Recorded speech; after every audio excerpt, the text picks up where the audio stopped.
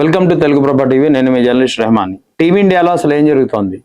టీమిండియాపై BCCI ఏకఛత్రాధిపత్యం, BCCI ఏకపక్ష నిర్ణయాల కారణంగా ముఖ్యంగా టీమిండియా హెడ్ కోచ్ గంభీర్, తర్వాత team India selection committee chairman Ajit Agarkar senior ఆటగాళ్లతో వ్యవహరించే తీరు, ఇటు గ్రౌండ్లోనూ ఇటు డ్రెస్సింగ్ రూమ్లోనూ, అంటే గ్రౌండ్లో తర్వాత గ్రౌండ్ బయట మ్యాచ్ విషయంలో అనుసరించే వ్యూహాల్లో గందరగోళం ఉంటుందా?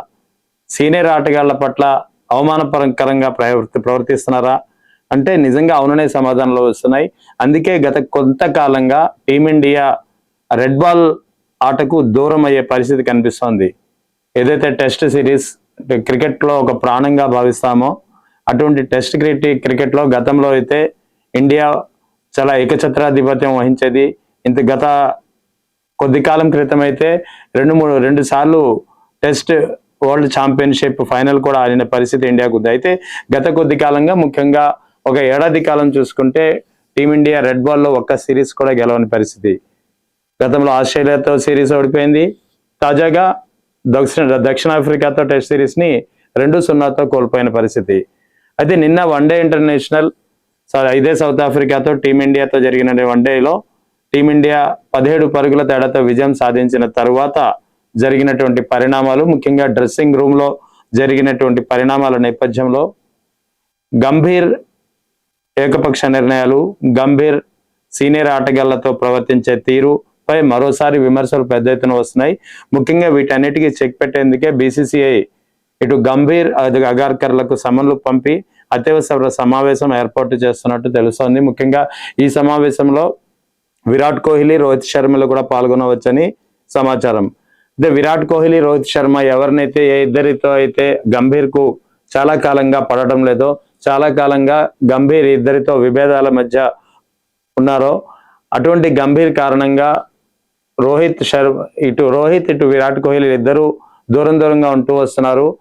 దీనికి తగ్గట్టు ఈ ఇద్దరిని టీం నుంచి తప్పించే ప్రయత్నాలు గంభీర్ చాలా కాలంగా చేస్తూ వస్తున్నాడనే ఆరోపణలు కూడా పెద్ద ఎత్తున వస్తున్నాయి. సో ఈ ఆరోపణలన్నిటికీ చెక్ పెట్టేందుకే ఈ ఆరోపణలన్నిటికీ తమ బ్యాట్తో పదునైన సమాధానం ఇచ్చే ప్రయత్నం చేశారు ఇటు విరాట్ కోహ్లీ, రోహిత్ శర్మ. నిన్న సౌత్ ఆఫ్రికాతో జరిగినటువంటి మ్యాచ్లో విరాట్ కోహ్లీ ఒక్కసారిగా రాణించి ఏకంగా 135 పరుగులు చేయడం, అటు రోహిత్ శర్మ కూడా విరాట్ కోహ్లీతో పాటు ధీటుగా ఆడుతూ 57 పరుగులు చేయడంతో తమకు వయసు అయితే పెరిగింది కానీ తమ ఆటలో పదును ఏమాత్రం తగ్గలేదంటూ నేరుగా తమను విమర్శించే వారిపై మరీ ముఖ్యంగా గంభీర్కు ధీటైన సమాధానం ఇచ్చినట్టు స్పష్టంగా అర్థమవుతుంది. సో ఈ ఇద్దరి ఒక్కసారిగా ఫామ్లోకి వచ్చి అద్భుతమైన ప్రదర్శన చేయడం ద్వారా రానున్న వరల్డ్ కప్ ఏదైతే 2027 వన్డే వరల్డ్ కప్ జరగనుందో మరో 2 ఏళ్లలో, ఈ వరల్డ్ కప్ కూడా ఇన్నాళ్ళు విరాట్ కోహ్లీ లేదా రోహిత్ శర్మ అందుబాటులో ఉంటారా లేదా, గంభీర్ చేసే ప్రయత్నాల కారణంగా టీం నుంచి తప్పిస్తారా అనే ఆరోపణలు ఏదైతే వినిపిస్తూ వచ్చాయో వీటన్నిటికీ చెక్ పడినట్లయింది. ఖచ్చితంగా అదే క్రమంలో టెస్ట్ క్రికెట్లో మరోసారి కోహ్లీ రావాలంటూ ఏదైతే పుకార్లు కానీ ఏదైతే స్పెక్యులేషన్స్ వస్తాయో, నిన్నటి ఆట తర్వాత ఈ స్పెక్యులేషన్ మరింతగా పెరిగాయో వీటన్నిటికీ చెక్ పెట్టే ప్రయత్నం కూడా కోహ్లీ చేశారు. ఖచ్చితంగా నేనైతే నా రిటైర్మెంట్ నిర్ణయం టెస్ట్ క్రికెట్ సిరీస్ నుంచి ఏదైతే తీసుకున్నానో దాని నుంచి వెనక్కి తగ్గేది లేదు. ప్రస్తుతం నా ఫోకస్ అంతా వన్డే క్రికెట్ పైనే అని చెప్పి ఆయన మరోసారి స్పష్టం చేశారు. సో ఖచ్చితంగా నిన్నటి ఆట ద్వారా మరో 2 ఏళ్ళు అంటే 2027 వరల్డ్ కప్ కూడా విరాట్ కోహ్లీ, రోహిత్ శర్మలు అందుబాటులో ఉంటారని చెప్పి స్పష్టంగా తెలుస్తుండడం ఖచ్చితంగా టీమిండియా అభిమానులకు, ముఖ్యంగా విరాట్ కోహ్లీ, రోహిత్ శర్మ అభిమానులకు ఒక మంచి గుడ్ న్యూస్ గా చెప్పవచ్చు. అదే సమయంలో గంభీర్ పై ఏదైతే ఆరోపణలు వస్తున్నాయో, ఏదైతే విమర్శలు వస్తున్నాయో ఈ విమర్శలకు చెక్ పెట్టేందుకే బీసీసీఐ కీలక నిర్ణయం తీసుకుంది. కీలకమైన సమావేశాన్ని కూడా ఏర్పాటు చేస్తోంది. ముఖ్యంగా ఈ వన్డే సిరీస్ ముగిసిన తర్వాత ఈ సమావేశం ఉండవచ్చని సమాచారం. ముఖ్యంగా దీనిపై టీమిండియాలో ఆటగాళ్లలో స్థిరత్వం, అంటే కన్స్టెంట్ గా ఆడకపోవడము, ఒక మ్యాచ్ ఆడితే ఒక మ్యాచ్ బాగా ఆడకపోవడం, ఇటువంటి అంటే ఒక అన్సర్టైనిటీ ఉండడం, తర్వాత సెలక్షన్ కమిటీలో తప్పిదాలు, తర్వాత గ్రౌండ్ లోపల గ్రౌండ్ బయట ముఖ్యంగా హెడ్ కోచ్ గంభీర్ అనుసరించే వ్యూహాల్లో తప్పిదాలు, గందరగోళంగా ఉండడం అనేది ప్రధానమైన చర్చనీయాంశమైన అంశాలుగా మారనున్నాయి.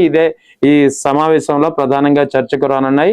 బీసీసీఐ కాస్త గంభీర్ వైఖరితోటి ముఖ్యంగా సీనియర్ ఆటగాళ్ళు అనేటువంటి విరాట్ కోహ్లీ, అటు రోహిత్ శర్మల పట్ల గంభీర్ అనుసరిస్తున్నటువంటి వైఖరిపై బీసీసీఐ కూడా కాస్త అసంతృప్తిగా, ఆగ్రహంగా ఉన్నట్టు తెలుస్తోంది. సో చూడాలి మరి ఈ సమావేశంలో ఎటువంటి నిర్ణయాలు తీసుకుంటుందో బీసీసీఐ. అదే సమయంలో మరో వార్త కూడా వస్తుంది. గంభీర్ రాజకీయాలు మాత్రం ఇంకా పదునెక్కుతూనే ఉన్నాయి. బీసీసీఐలో హెడ్ కోచ్ పదవి నుంచి గంభీర్ని ఇప్పట్లో తప్పించే పరిస్థితి లేదనే వార్త కూడా లేకపోలేదు. సో ఏదేమైనప్పటికీ గంభీర్ యొక్క వ్యవహార శైలి పట్ల, గంభీర్ వైఖరి పట్ల పెద్ద ఎత్తున ట్రోలింగ్ అనేది ఇంకా నడుస్తూనే ఉంది. అసలు గంభీర్ అజిత్ అగర్కర్ ను తప్పిస్తే గానీ టీమిండియాకు రెడ్ బాల్ సిరీస్ లో ఏదైతే గత వైభవం ఉందో అది తిరిగి వచ్చే అవకాశం లేదనే వార్తలు గట్టిగా వినిపిస్తున్నాయి. చూడాలి మరి బీసీసీఐ ఈ ఇద్దరి విషయంలో, ముఖ్యంగా గంభీర్, అజిత్ అగర్కర్ విషయంలో ఎలాంటి నిర్ణయం తీసుకుంటుందో. విరాట్ కోహ్లీ, రోహిత్ శర్మల బ్యాటింగ్ మరింత కాలం పదునుగా ఉంటుందో, వన్డే ప్రపంచ కప్ వరకు వీరు అందుబాటులో ఉంటారా లేదా, గంభీర్ మరోసారి ఇద్దరిని తప్పించే ప్రయత్నం లోపల చేస్తూనే ఉంటారా, ఈ అనుమానాలన్నీ పెద్ద ఎత్తున ఉన్నాయి. ఇప్పుడు ఈ అనుమానాలకు చెక్ పెట్టాల్సింది బీసీసీఐ ఇప్పటికే ఈ ఇద్దరి పట్ల కాస్త సానుకూల వైఖరిని మాని టీమిండియా భవిష్యత్ దృష్ట్యా టీమిండియా రెడ్ బాల్ కు దూరం అయ్యే పరిస్థితిని దూరం చేసేందుకు ఖచ్చితంగా కీలకమైన నిర్ణయం తీసుకోవాల్సి వస్తుందనేది టీమిండియా అభిమానుల నుంచి, ముఖ్యంగా క్రికెట్ అభిమానుల నుంచి పెద్ద ఎత్తున వస్తున్నటువంటి వాదన.